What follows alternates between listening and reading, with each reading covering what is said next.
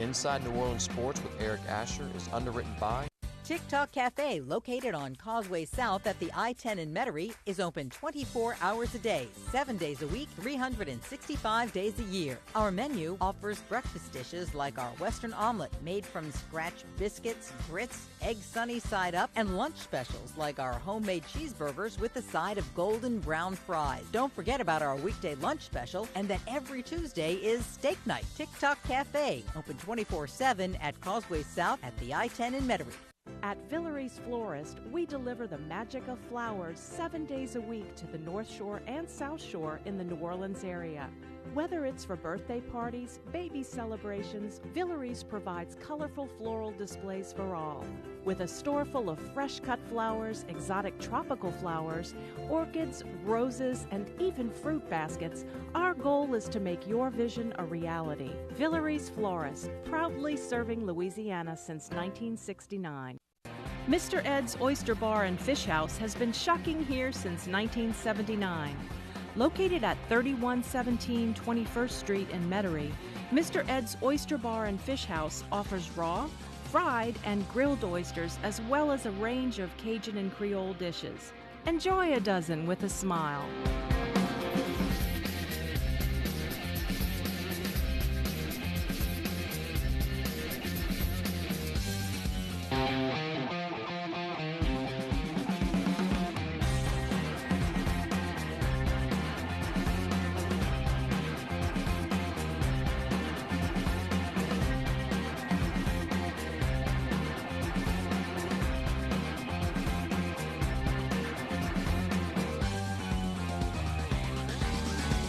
Good evening, New Orleans, and welcome to another edition of Inside New Orleans Sports. I'm your host, Eric Asher. Over the next hour, we'll talk a lot about what's going on with the home teams, the New Orleans Saints, the LSU Tigers, the Tulane Green Wave, and yes, the New Orleans Pelicans as well. Always a great panel. No different tonight. Rene, Nedeau of CrescentCitySports.com and so much more. Brett Martel of the Associated Press are on our panel tonight. And, of course, we'll go to the phone lines with about 15 minutes left in the program. Gentlemen, welcome to the show, as always. Thanks so much for being with us. If you would, Rene, start us off telling a little bit about what you're involved in. First of all, great to be with you and great to join Brett, who I admire a lot of his work. Does a great job. Work with CrescentCitySports.com. Also, I'm a color analyst, TV analyst for college football. I also do CBS radio for events in New Orleans like Saints games and bowl games and some Pelican events and things like that. And I do a lot of recruiting and college football type articles on Crescent City Sports. Really enjoy that, and it's been a lot of fun. Yeah. And recruiting, how's it looking this year? You know, I came up with a top 50 from the metro area recently, and I had to cut the list to 50, if you can believe that. That's how much talent is in the metro area. I'm talking about the North Shore River parishes. A lot of talent here, and most wide receivers, skilled position guys. But this is why recruiters from all over the country, coast to coast, come to the metro area to shop, because there is so much talent here. Well, hopefully LSU, Tulane, and the local schools will have a chance at that talent, and not letting it get away to Alabama and others, no doubt. Brett, welcome back to the show. Thanks as always for being with us. Tell us about the great Associated Press, if you would. Well, the AP is a New York-based worldwide news organization, and I'm based in New Orleans, and my territory is Louisiana. So anything major sports-wise that's going on, I'm trying to stay on top of it best I can. Mostly LSU, the Saints, and the Pelicans. There you go. Thanks for being with us tonight. Well, the Saints are doing pretty well. I mean, I can remember a month ago sitting in this chair, and again, the sky was falling. We were talking about buyouts. We were talking about the possibility of Drew Brees heading to another team. People were calling for Mickey Loomis's head. Sean Payton didn't know how to coach anymore. It was time to move on from Sean Payton. The Saints have won 4 in a row. It's the second longest winning streak in the league. They are now 4-2 after beating Green Bay 26-17. They've won their last 4 games by at least 9 points. And can you say it? The Saints sit atop the NFC South. Let's first of all talk a little about this Green Bay game. You know, they overcame a slow start. Obviously, 2 interceptions by Brees to beat the Packers in Lambeau 26-7. And, you know, guys, that's the interesting part about this is because, you know, in the past, what we've seen, especially since this team has maybe been on a little downward slide, when Brees turns the ball over, it's very difficult for them to overcome those turnovers. You know, maybe it's because he's the leader of the team, whatever it is, I'm not sure. But that defense on those 2 interceptions, 3 and out. So a lot has changed over the last month in terms of this team. And Rene, we'll take you first. Your thoughts on the Saints?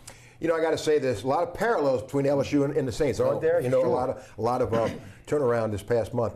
But you know what, the Saints, some interesting things that grabbed my attention. That +5 and giveaway takeaway. They were in the middle of the pack in defense, both passing and rushing defense, which last year, remember, they were in the cellar.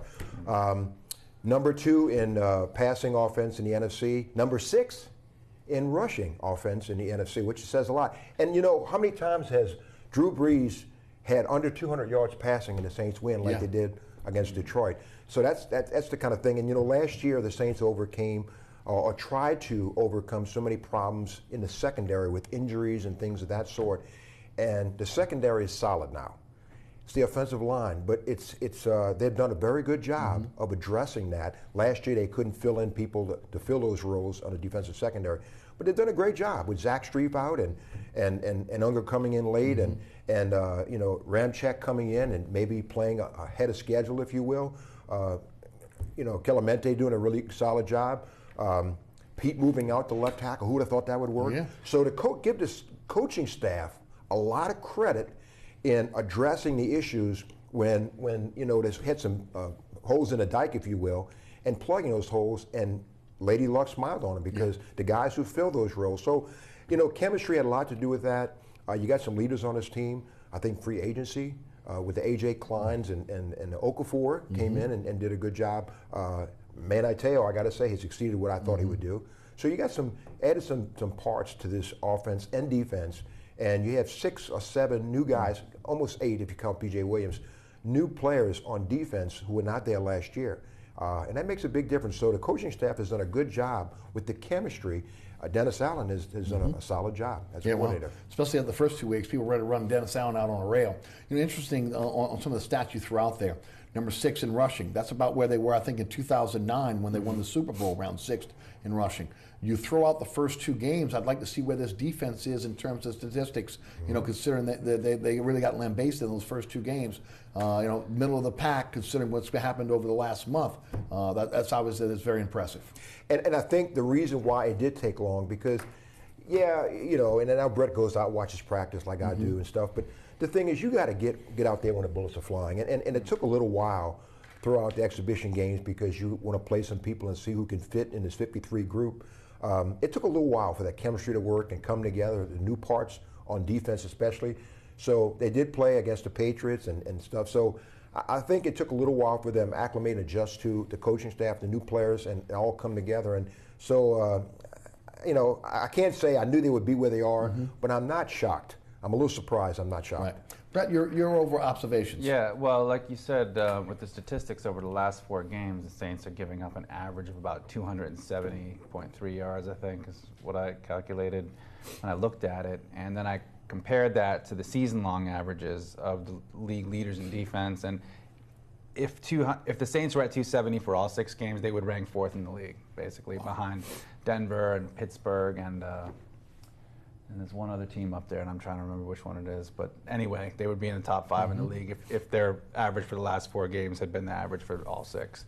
The first 2 games are which looked a lot like the last 3 seasons, so you couldn't blame anybody for thinking this is going to be the same stuff all over again, were horrible, but now they look more like an anomaly. And if you really think about it, when they played Minnesota, Sam Bradford played really well that game. That was a tough first game when you have a very young defense and guys maybe trying to, you know, like you said, make it translate from practice to a live game and make plays and make an impression, and they were way out of position. Then you get the Patriots, who got kind of embarrassed on their home field in their opening game and then had 10 days to prepare for a Saints team that, again, has young guys coming off a tough game against Bradford.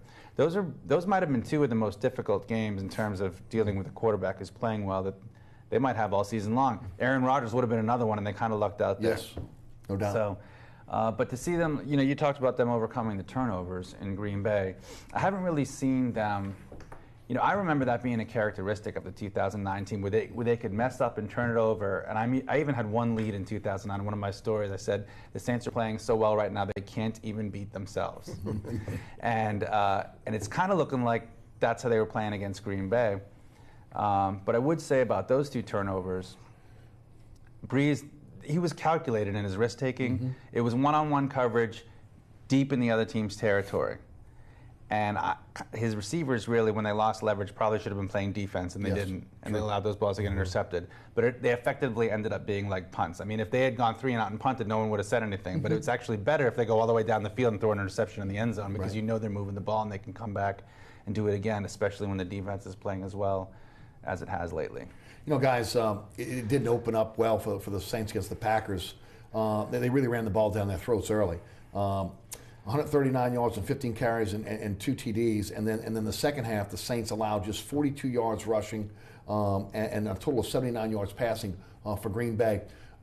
Adjusting on the fly is another thing that we saw. You know, realizing where the gaps, where they weren't being gap disciplined, and going out and making those changes with a young team. That's impressive. And what that tells me is there was no panic in that locker room, and that's leadership. And that's, you know, the Drew Brees and the Cam Jordans and guys like that who stepped up and were leaders. And you know, like, let's play our kind of ball, guys. I know it's 0-0 at half. Let's start over again. And that's the leadership and the adjustments they made, the coaching staff. They made, and credit the coaching staff. And I keep saying this, but, you know, Drew Brees throwing a couple of interceptions, there's not as much pressure on him now to throw to 400 or 500 yards. He has a running game. True. And Mark Ingram's doing a good job, and Kamara's doing a really good job. But that offensive line, I mean, you had Teron Armstead just comes back. You fill in guys, Clemente and Ramczyk again, and you know, and you got guys that have come together, and credit these guys for working a little bit extra hard and putting in the work and playing to the top of their game, because, you know, Clemente is not going to make any All-Pro team. Ramczyk is a rookie. You know, so you got guys who are just role players right now who have meshed with that offensive line, and a big reason why they're having success in the running game, and has basically kept Drew Brees' jersey clean. Right. To your point, 161 yards rushing against Green Bay. Ingram gets 105 yards rushing.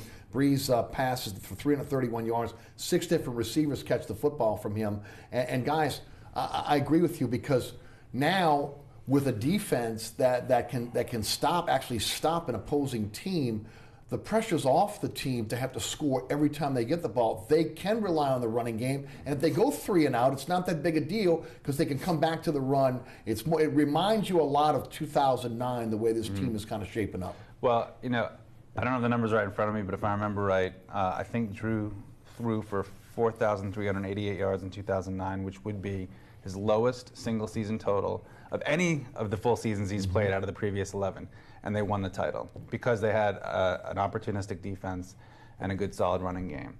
And so you see during this 4-game winning streak, the last game where they fell behind and had to throw a little more was the only game where he threw over 300 yards, and 50 of that or so were passes to Kamara out of the backfield, right, which meant that both running backs had over 100 yards from scrimmage. Kamara doing it kind of half and half with the running pass, and Ingram go over 100.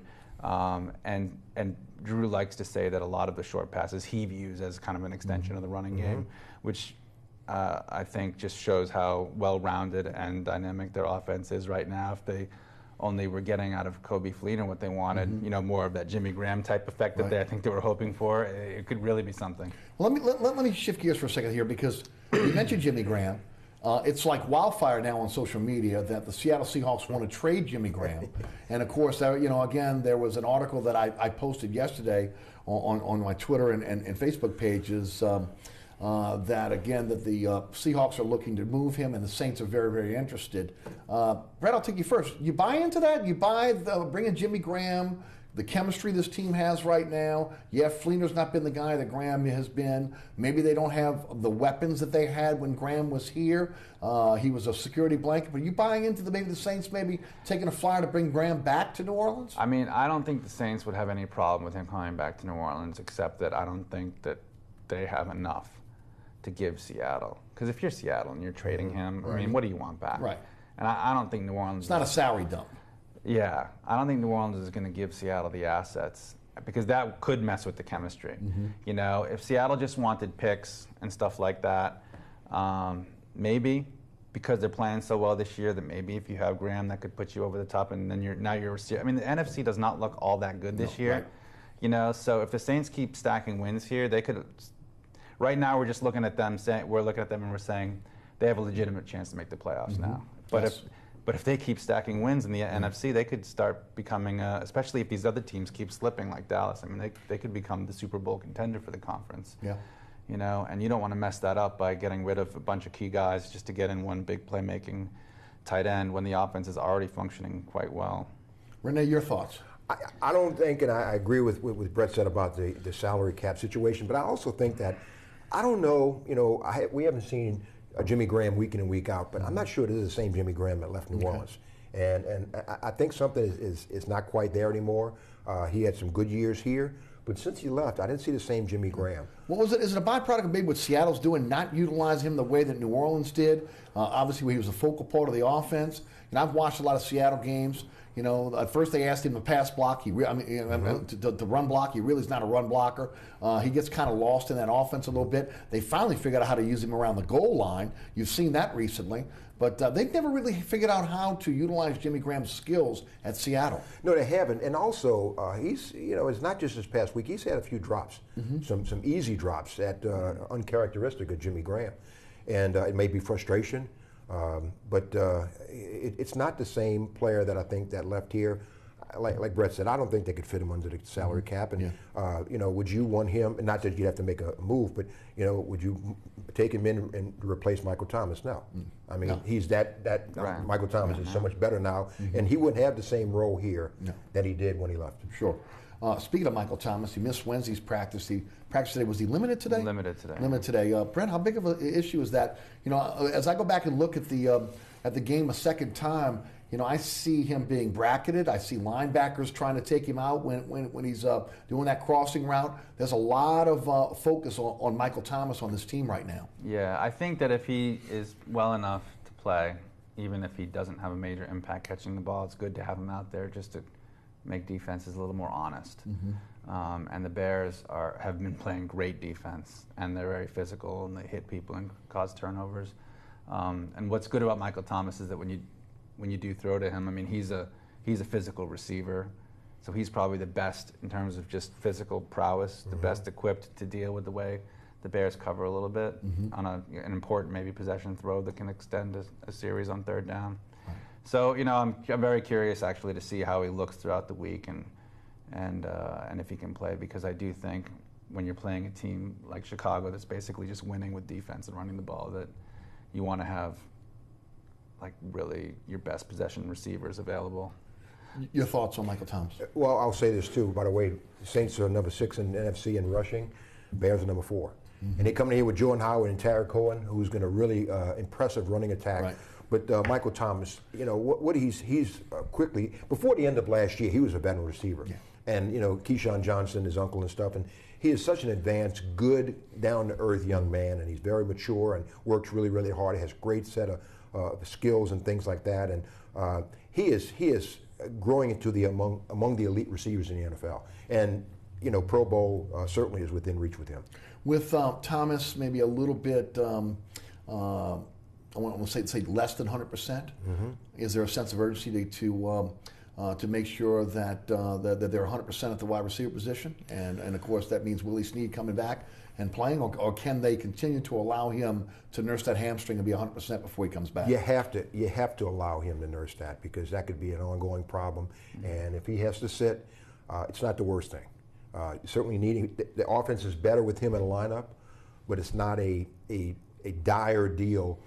You know, if they were to lose a Mark Ingram, for example. So I think that if for some reason he had to sit this week, wouldn't be the worst thing. And I would rather see that happen depending on how a hamstring is, because if that thing lingers for 6 or 8 weeks, then you got all kind of problems. Brett, have you heard anything more about Willie Snead, and what are your thoughts? I mean, he's practicing fully, but, you know, I've had a hamstring tighten up on me before, and I felt like just jogging, it's an issue, never mind playing in the NFL. So, you know, but it lags. It hangs around hamstrings. They can be tough. Take a while to get it was one of the things everybody was worried about with Lattimore when he was coming to New Orleans, the hamstring. Yeah, and he's been, well, fortunately he was able to knock off a mic. So far.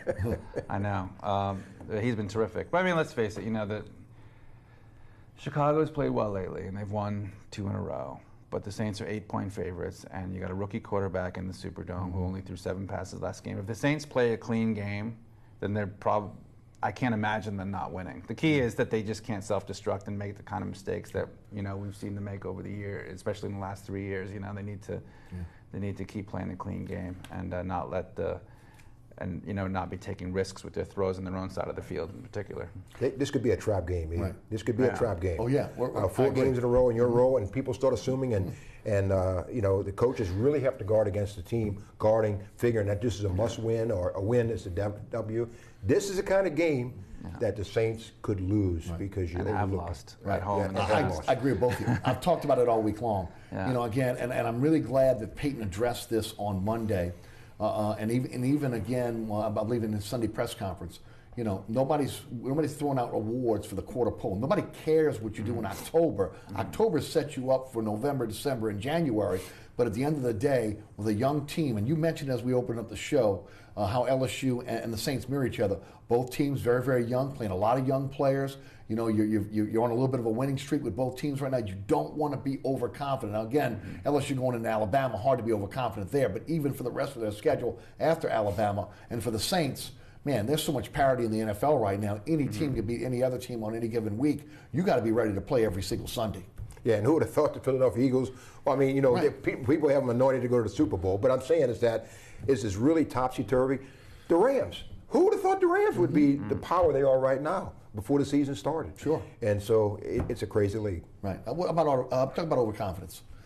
Yeah. Well, that is going to be one of the big challenges for them because you're right. The Bears.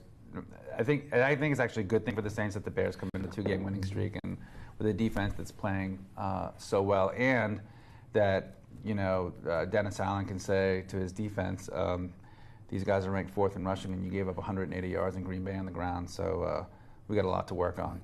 And I think that'll help their focus in this game, that they do have these tangible examples where they can pinpoint and say, if we don't fix this, we are in trouble. Right. And hopefully they'll be, if you're a Saints fan, hopefully they'll be laser focused on addressing those areas. Well, guys, the majority of the players on this team have never won 7 games in an NFL season.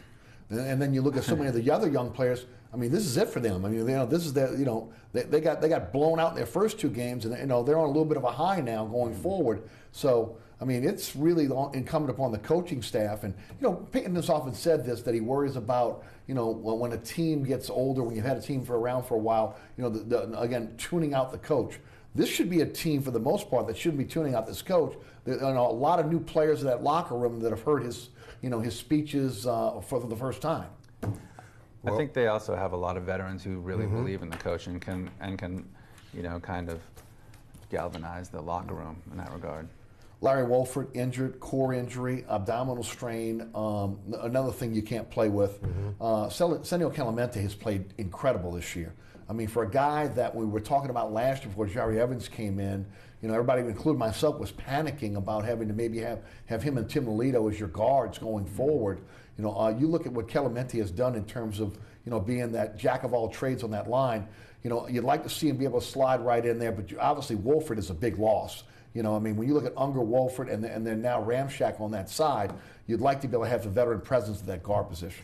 And if somebody else goes down, you're gonna be really dipping into that second level. Somebody coming in. No disrespect to John Greco and those guys, but Clemente is mirroring Zach Strief last year. I mean, they were ready to write him off. All the fans were ready to write him off. Zach Strief. And I can't say you want to put him in a Pro Bowl last year, but there's not a lot of tackles. Right tackles in the NFL had a better season than Zach Strief. He was graded out as one of the best, from what I understand. He was, and not only that, and I know you all have spoken to him too. He's such a cerebral guy, and I think Sean Payton would agree that it's. You don't know how valuable he is in the locker room with this offensive line, because right now Zach Strief is like a coach. And he's helping these young guys and, mentoring to them and things like that. And he was, along with Drew Brees, in that Super Bowl year. And he could tell you what it was like in the good old days. And, I mean, Clemente, credit him for coming in. And people thought of him as maybe a 3rd guard at best, a 4th guard, a filling guy. He's come in and showed he can play the game, and he's solidified a position. And he is not a weak link in that offensive line. Yeah, I would agree. Your thoughts on Wolford, and then if you would morph into Clemente, the type of year he's had. Well, Wolford is a very cerebral player and valuable to them, and one of their top free agent acquisitions. But Clemente has done well, and as long as he's got Unger that's healthy on one side of him, well, Ramczak's young, but he's been doing great and very talented. So, I wouldn't be overly concerned about Clemente unless, as you say, they have another injury, and then you start worrying about depth a little more. Cameron Tom was the Washington Redskins tried to claim Cameron Tom off the practice squad. They moved him to the active roster. They cut Sterling Moore this week, which is kind of as a byproduct. I'm feeling pretty good about the defensive backs right now because I think he was, if not the best, one of the best defensive backs on this team last year. Well, and you look, you got three guys who are playing major roles: Marshawn Lattimore, P.J. Williams, and Marcus Williams. I mean, those three guys coming in. P.J. really has been hurt. He never played before this year. And so those three guys, and Marshawn Lattimore, arguably one of the best rookie cornerbacks, if not one of the best cornerbacks right now, playing at a very, very high level. Delvin Breaux's coming back, but a good problem to have. Where do you put him? Right. And even PJ's not having such an easy time getting on the field lately because Ken Crawley seems to have superseded him in the pecking order. Guys, that's an interesting scenario there.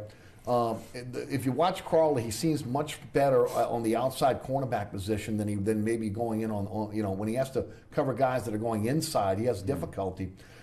Delvin Breaux has played the left side for most of his career here, right? And then I think, was it one time he played the right? Now maybe you have to ask him to move into the slot. Kenny Vaccaro's played very well in the slot for the last few weeks. Tough problem to have with, good problem to have with him possibly coming back in 2 weeks. And of course, the way this defensive backers are playing. Brett, why don't you take it first? I mean, there is something to be said for having the boundary to help you if you're playing on one side, and maybe, especially with a young player like Crawley, he's probably in the long run going to be good enough to handle either. But it might have been tougher for him in his first year last year, and he may have been a little more exposed when he's had to guard inside routes. But he's come along well. And I think they've done a good job trying to figure out, and Sean talks about this a lot, and so does Dennis, trying to really figure out what their players are good at, and then, putting them in a position to strength as much as they possibly can. And it really does seem like they've turned the corner in the secondary. Crawley, coming out of Colorado, rookie year last year, I just watching him in 2 days, mini camp or whatever, I saw his confidence shoot through the roof. And he was out. I saw a big difference in his press coverage from 2016 to 2017. That's technique, that's confidence, and he looks like he's got that swagger, not a Deion Sanders kind of swagger, but the kind of swagger I say when a guy makes a mistake, just cornerback, just blow it off, and he looks like the kind of player now. He has a short memory, and that's the makings of a guy who's really developing as a cornerback. And when when the lights come on, he's Crawley's done a good job, and he's certainly now solidified himself as a starter. My feeling on Crawley is it also depends on the officiating crew. If you got an officiating crew that lets the defensive back plays, he's going to be fantastic. If not, he's got a tendency, like Delvin Breaux had, to be grabbing, and he's not savvy enough yet to realize how to grab without the officials seeing. You see it in the replays all the time, the shirt being pulled. A savvy cornerback is doing that. He knows with the officials, he's doing that where you can't see, and you'll get away with it. Yeah, he had several defensive holding in Green Bay, and at least one of them was totally unnecessary. It wasn't his best really showing last game because he also had that phantom tackle on Lee. Right. But, in his defense, players are so conditioned now where if they hit a quarterback, especially after he stepped out of bounds, it's 15 yards and a fine. Sure. So it was I don't know if that was somewhere in his subconscious just because it's being pounded into these guys so much, but it made him look really bad. But he's got great ball skills. I've seen it in practice too, especially his rookie year. I've seen him make some amazing interceptions in practice. He's definitely a great find. Guys, three keys to a Saints victory against the Bears. Wow. Turnovers, I think, would have a lot to do with it. I think that the Saints are going to have to make the Bear offense work. No easy first downs. They're going to have to be a lot of 3-down type situations, a third and 4, third and 5 type of situations. And that's not going to be easy because they run the ball so well. They're going to have to challenge him. They're going to have to make Trubisky beat you. And he can be a mobile type quarterback, but you're going to have to put the pressure on him and make him beat you. And that's something that I think the Saints can do. They got savvy, a veteran type of defense. And I think the Saints have to have success again, running the ball. Drew Brees can come up with 250, 300 yards, 350, but they have to stay on course with that rushing attack. And Mark Ingram don't have to get 100 yards, but he has to have a successful game, a good game. And, I think if they run the ball well and they make Trubisky beat you, they should be all right. Your thoughts, Brett? Yeah, I mean, the first thing is that the Saints offense cannot turn the ball over on their own side of the field and needs to limit overall. I mean, they shouldn't turn it over at all, but at least, like we were talking about, some of them have the same effect as punts. Second is they've got to stop the run and try to make the Bears a little more one-dimensional on the throwing side. And, maybe that could, of course, blow up in their face if Trubisky has a great game, but so far there's really no proof that he's going to do that. No, they got the handcuffs on him for sure. Yeah, so they've got to do that. And beyond that, I just think I would agree they need to just stay balanced in the offensive approach. You're watching Inside New Orleans Sports. Our guest tonight, Brett Martel of the Associated Press, Rene Nedeau of CrestCitySports.com. I'm your host, Eric Asher. Quick break. We'll be right back.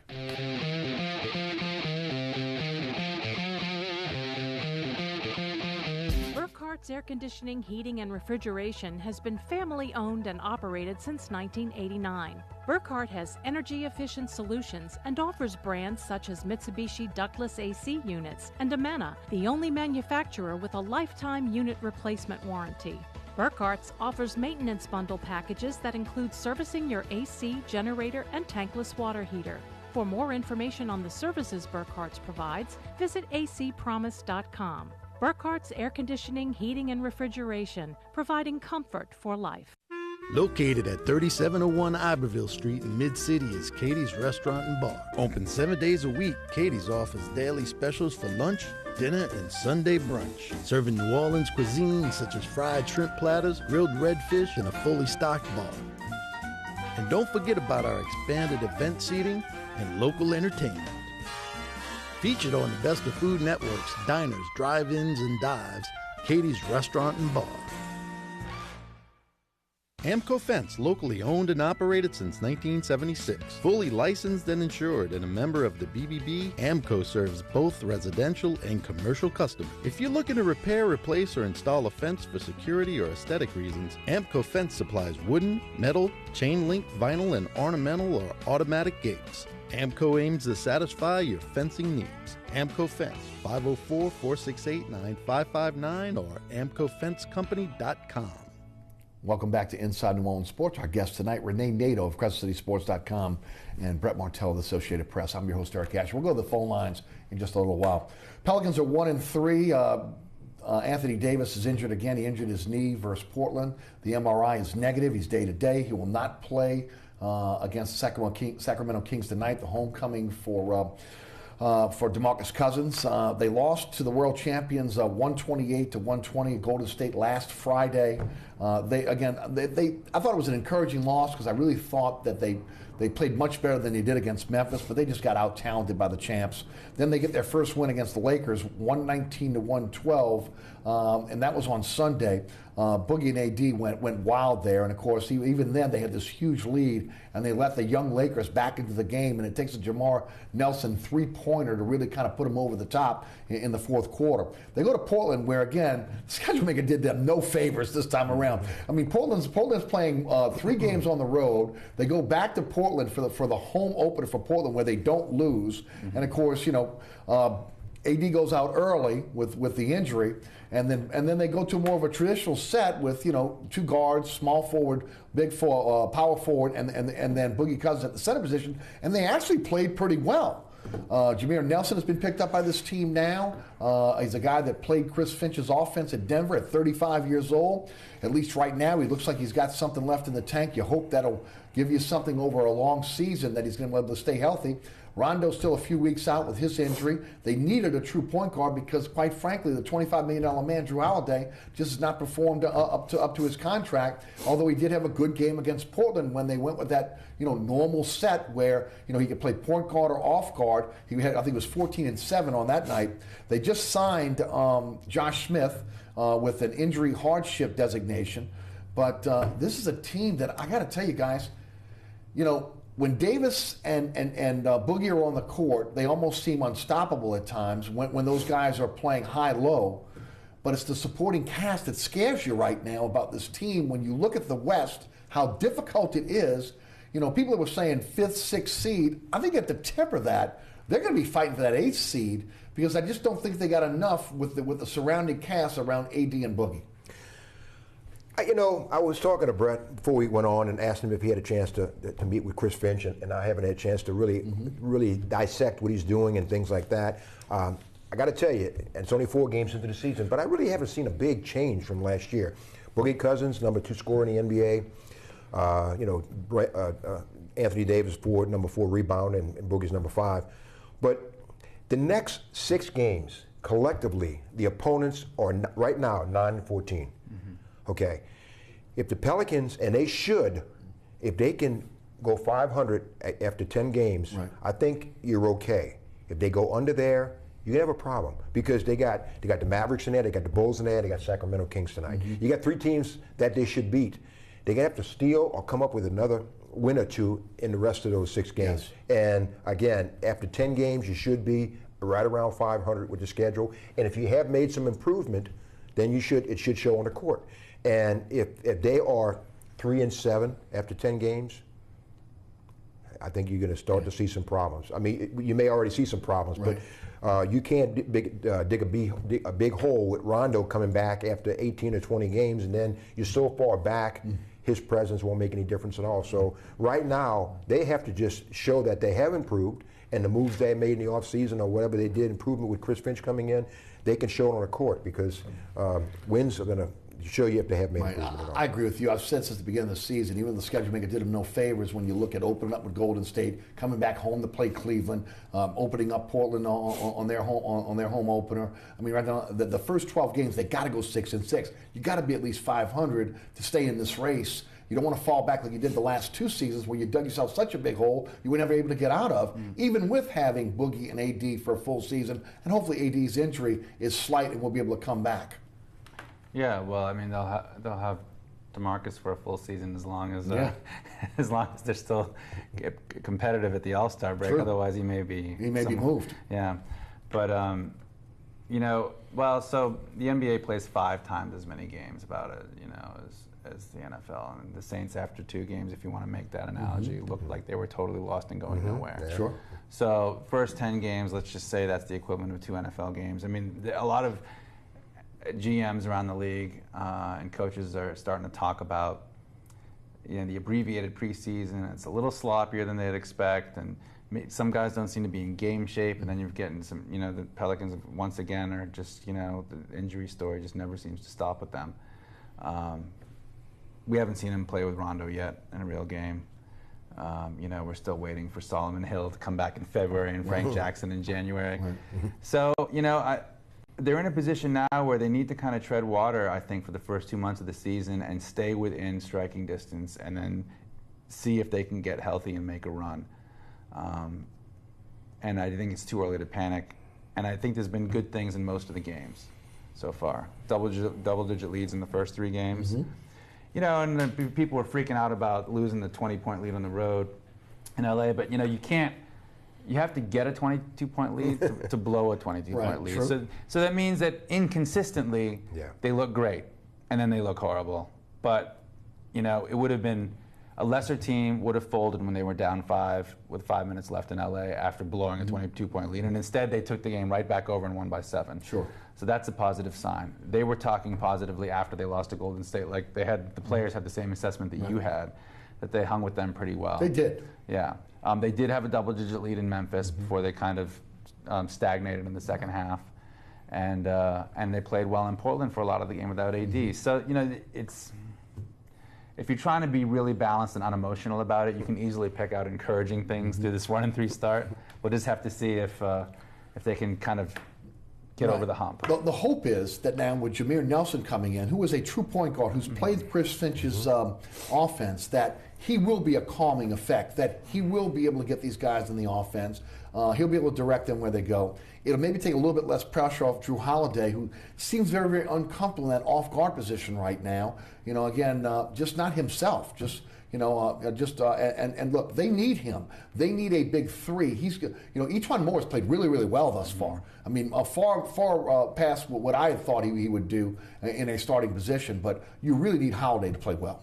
And I think what's got me a little concerned looking down the road is you got Boogie and Anthony Davis. How much tread do they have on their tires that comes, beyond the midway point, or they can't continue to play because there's no one coming off the bench. Right, they got to play Check Diallo. Oh my goodness, yeah, and he's got to have quality minutes. So right now, those guys cannot play at a high level the entire game, or 3/4, 80% of the game. It's going to take its toll on you down the road, and that's when injuries occur and fatigue and things like that. So somehow, some way, guys, some bigs are going to have to step up, or they're going to have to. The shooting's going to have to pick up a little bit to take pressure off those two guys. Yeah, I mean, I thought Diallo played pretty decent. They got in foul trouble. At least he showed some athleticism. If you can get him in the game when it really matters and not put him in a position where he feels like he's got to do everything because there's foul trouble, or again, you have an injury with AD, I think he's shown flashes at times. Yeah, he looked good at the end of last season too when they brought him in there. So. They need to develop him probably quickly to give some relief. But Drew Holiday, which you mentioned before, that's a real concern because I've covered him for several years, and when he's been healthy, I've seen him at times play like a $25 million a year player, but not consistently. He disappears for certain games or for long stretches of games and doesn't quite seem comfortable, or the coaching staff hasn't figured out how to make him comfortable on a consistent basis. So it's like you love seeing him take over games once in a while, and then where did he go the next game? And that's okay when you make $10 million, I guess. right. That's right. but not when you're not when you're 25 million. Not when you're the highest paid player on the team. That's right a lot now, of salary cap. He needs to be every game. Right. Really good. I agree. Well, again, AD's there every game. Yeah. Boogie's there every game, and he's being paid along those same lines, and he's got to. And look. I did not agree with re-signing him because of the price tag. I thought that they could have went elsewhere. I know they had some salary cap restraints on what they could do, with signing their own players. But sometimes you don't make a deal just to make a bad deal. And it's a lot more pressure on him this year to be a $25 million player rather than maybe a $14 million player, which is where I thought he would be in terms of salary. But we'll see. Guys, let's shift gears to the LSU Tigers, 40-24 over the Ole Miss Rebels in Oxford. 6-2 now. LSU's won 3 in a row. Coach O exercised the demons of Oxford by going up to Oxford and winning. You look at the game plan there. Darius Geis ran the ball down the throat of the Rebels. 22 carries, 276 yards and a touchdown. Darrell Williams had 103 yards on 22 carries, 4 catches for 105 yards. Rene, I did not realize the first time in LSU history that a running back has had over 100 yards receiving and running the football. Yeah, and that was interesting. And the game plan they had for Ole Miss was outstanding. I talked to a good friend who's been a 25, 26-year veteran assistant coach in the NFL the other day. And he told me, very familiar with LSU, and he said, the fans do not understand how much talent they don't have at LSU and the outstanding job that Ed Orgeron has done. This is a long-time NFL assistant coach. He said he's pretty, as being on the outside, he said, I'm pretty impressed with the way he's got him playing. The guy's buying into what he's doing. And you don't just have rookies. I mean, because you can't equate a rookie and freshman in college and like a Ramcheck. I mean, you're talking about 18-year-old kids. Like kids just got out of high school. Yeah, kids just got out of high school, and they're playing against grown men who are going to the NFL. But sometimes fifth-year seniors, and exactly. like 23-year-olds. Yeah, exactly. Or if you play BYU, they're middle-aged. Yeah. but LSU in the 2 deep depth chart on offense and defense, they have 18 or 19 redshirt freshmen or true freshmen. I mean, that's unbelievable. You got guys who have not played, a redshirt freshman. I'm sure he watched last year, but he wasn't taking reps. And so guys have jumped in and started swimming pretty quick and done a good job. And also, you look at, you could say it's game planning, whatever. DJ Chalk is a leading receiver. You know who's next? Darrell Williams. It's amazing. Yeah. So and even to say Darrell Williams as a second lead receiver, because you think of Darrell Williams as a bull runner, not a guy catching the ball in the backfield. Yeah, you would have thought guys would have been this. Yeah, and Russell Gage has become a running threat. So he's using what he's got. They're going to have to recruit and improve the depth there. But they have really, with guys going down and leaving, and so many guys leaving, Ed Orgeron has really, really righted the ship and done some things that behind the scenes that I don't think the average fan understands how much work he had to do and how much the coaching staff rolled up their sleeves and really, really went to work, and the kids bought into it. So a lot of credit, a lot more credit than people realize that this LSU team has done right now. Brett, you cover them. You're up in Baton Rouge all the time. Give us your synopsis. Well, it's funny because I thought he's done so well putting out these dumpster fires before, but when it's of his own making, how's he going to do? Right. And he marshaled the resources and figured out how to do it again. It's obvious that the kids will play hard for him, and they believe in what he's doing, and that he's learning from his mistakes, and that the kids are learning from their mistakes too. And I think they've played like 20 true freshmen at some point this year. Let's talk about you. 24, am I right? 24. I mean, I've heard 24, 27, 22. Well, it's hard to know, but it's in the 20s, right? It's in flux. Yeah, it's in the 20s, and they've gone from squeaking out a win at Florida to coming back extraordinarily against Auburn to winning in commanding style against Ole Miss. Ole Miss has their own issues, but they did it on the road. So, and now they have been banged up a little bit this year. They have 2 weeks to get ready for Alabama. Right. Nobody expects them to win. Nobody. But it's kind of why I like this game, because I felt like LSU was at risk of playing a little bit tight when they knew that they were right there with Alabama, but that Alabama seemed to have their number. Where here you have a bunch of kids coming in really loose, which their Super Bowl, and you hope for like a miracle on ice situation, like against the Russians. Yes. So some people in Louisiana feel like Alabama is the Russians with Nick Saban in charge. Yeah. Guys, and I'm not a betting man, but Buddy D would have been giving you the line right now. 24-point favorite Alabama, and I mean, I've talked about it all week long. My God, 24-point favorite? I mean, that just seems a little bit outrageous. Brett, you made a comment about that's the Vegas guys wanting some money on the LSU side. I'm almost ready to jump on the LSU side with 24 points and the Tigers. It's funny because I just chatted with Mark Ingram about it in the locker room, and those former Alabama players love their team. And even he thought that was obnoxious. He couldn't believe that his own alma mater was being favored by that much against LSU. So it's clearly, and I think it's clearly the odds makers trying to judge the psyche of the bettors and where all the money's going to go, and they don't want to be overexposed in the event of the miracle on ice scenario. Right, where I mean, the reason I use that is because LSU is a very young team. And it was in 1980. It was college kids against the refined Russian hockey team, and even Herb Brooks, their own coach, told them if we play them 10 times, they might win 9, but not tonight. Tonight is your time. You know what I mean? Yeah. And it's really inspiring. And I think that's why Nick Saban gets so uptight every time someone tells him how good his team is and how they can't be beaten, because he knows he's Russia. You know what I mean? Just metaphorically speaking. Sure. And one of these times is going to be a talented group of kids who's going to, have a shocking win against him, and it's going to be really hard on his program when that happens. And Eric, you mentioned Buddy D.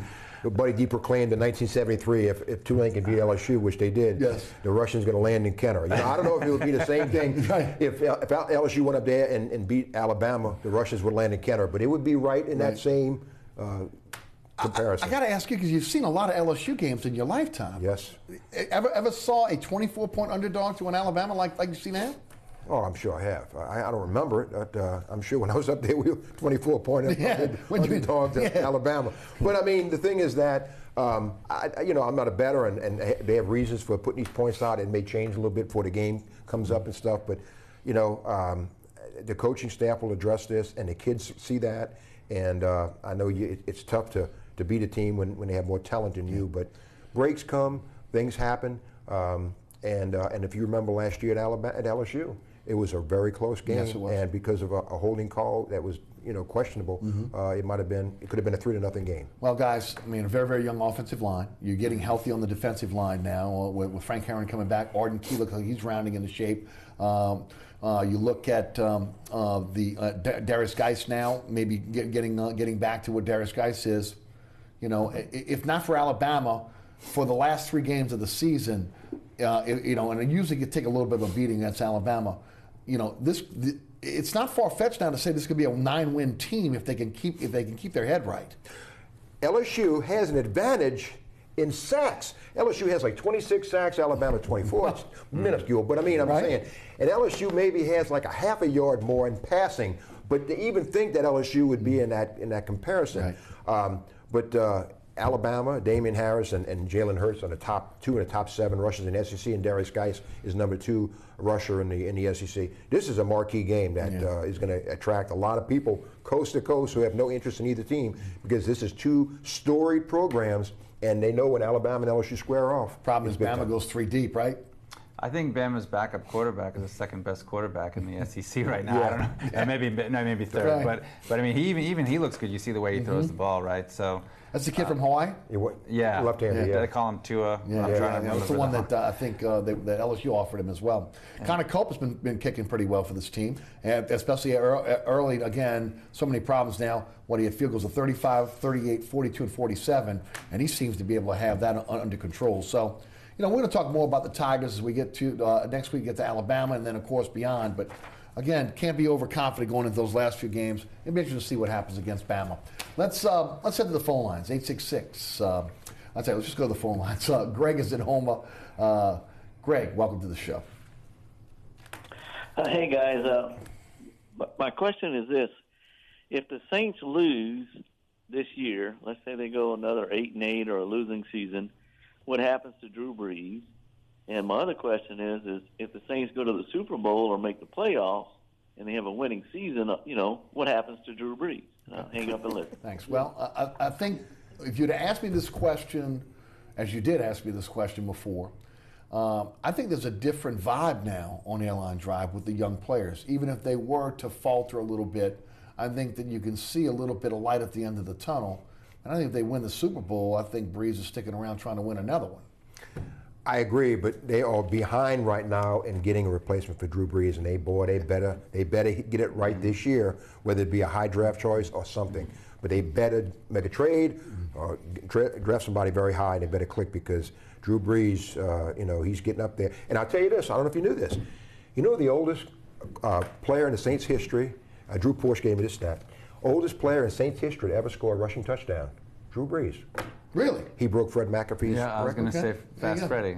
So he broke he's a little older than he was. What was it in Green Bay is when he broke it? Green Bay, Yeah, that makes sense when he went over the top. So, Brees? I think it's actually financially not in the team's interest to not bring him back, for one thing. The second thing is Drew has pretty deep ties to this community and to that franchise. And as long as the structure is primarily in place and they seem relatively competitive, he seems like a guy now he'll be 39 in January, who's willing to take a bit of a hometown discount. It's not going to be like a Matthew Stafford situation, even though they have the same agent. So, and then of course if they win, I think he'll also take a hometown discount to stay. And I mean, he's at the point of his career now where I think he would like to actually give the Saints as much flexibility as they can to put a team around him to make his last years in the NFL really memorable ones. Interesting comments. To Jeffrey on the West Bank. Jeffrey, welcome to Inside New Orleans Sports. Hey, Jeffrey. Thank you. Thank you for taking my call. I have an interesting question I want to ask. Do you think that pro sports should partner with the NCAA to require some of these athletes to take public speaking classes or take communication classes? Because I was watching an interview with Andy Davis on ESPN, and he was sitting down with this guy, and it was hard to listen to. Mm-hmm.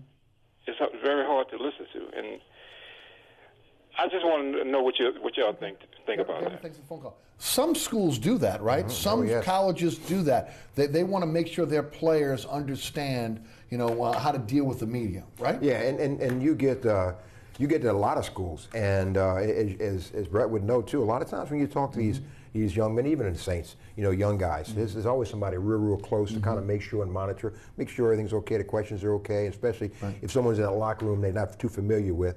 But I'd say 90% of the schools have some type of program or work with the players about their confidence and their comfort and how to answer a question and that type of thing. It's just a matter of whether the players make it a priority and how seriously they take it, and you really can't force them to do that. But I would say that, you know, Anthony Davis belongs to the Wasserman Group, if I remember right, the agency in LA, and he has been doing, he's better than he was. I mean, when he came into the league at 19 years old, he was really difficult sometimes to talk to. The thing about Anthony is he's bright and witty, funny, genuine.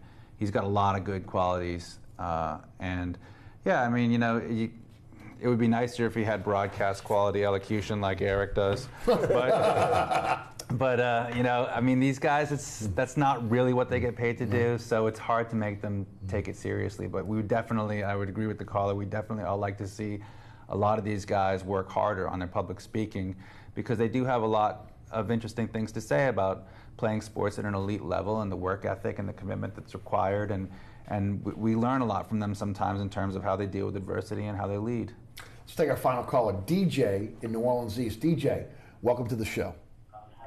Hey, Eric. DJ. Look, I had a couple of questions, one for the Pelicans and one for the LSU Tigers. Okay, we got about Quickly 2 on minutes. LSU, I know they're losing running backs and wide receivers. Do they have guys on that they're looking at? Okay, and your Pelican And question?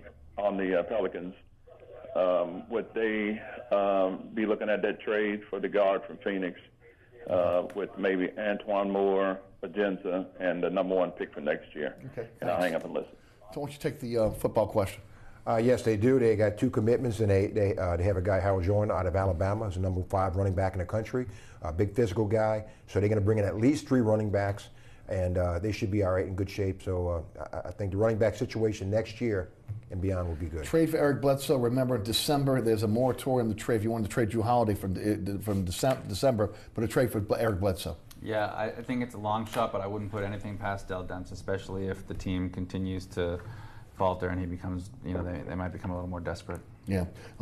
Tulane, again, big game against Memphis on Friday night. They got to get back on track. They need 3 more games to be able to be bowl eligible. And of course, they were a little bit outclassed by South Florida last week. I mean, that was a team you could see the difference in the athletes between Tulane and South Florida. But I'll give Tulane a lot of credit. They didn't quit. They came back. Just fell a little bit short, but it'll be interesting to see how Tulane plays coming back against a Memphis team that's still pretty good, no doubt. They are pretty good, and I said on the show a few weeks ago, I would be surprised, and I still will be, if Tulane does not make a bowl game. Well, I covered that Tulane game, and I was amazed at how they didn't go in the tank when they were down 34-7 or whatever it was. Yeah. And frankly, if it's not for Quinton Flowers making some 3rd and long scrambles to extend drives, and if they hadn't failed on 3 onside kicks that went directly to the guy. I mean, they could have pulled that out, you know. So I give them a lot of credit. It's a big game on Friday night, no doubt. Yeah. Brett Martel, Rene Nedeau, thanks for being on our panel tonight. Thanks so much for tuning in. Remember, there's a rebroadcast of this program each and every Friday night right here on WLAE at 10 p.m.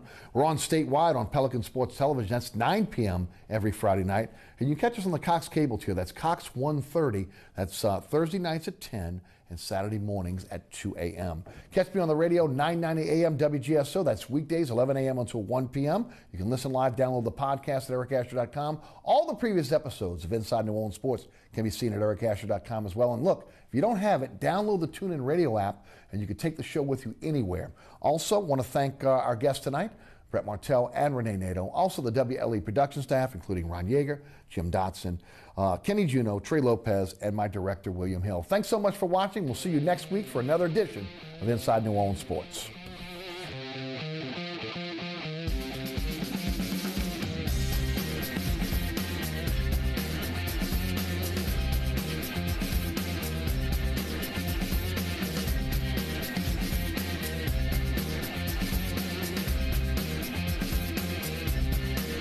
Inside New Orleans Sports with Eric Asher is underwritten by... Located on Lake Pontchartrain, Brisbee's Lakefront Restaurant and Bar offers traditional West End favorites, a scenic view, oysters, and numerous tasty options. More information is available at 504-304-4125 or brisbeesrestaurant.com.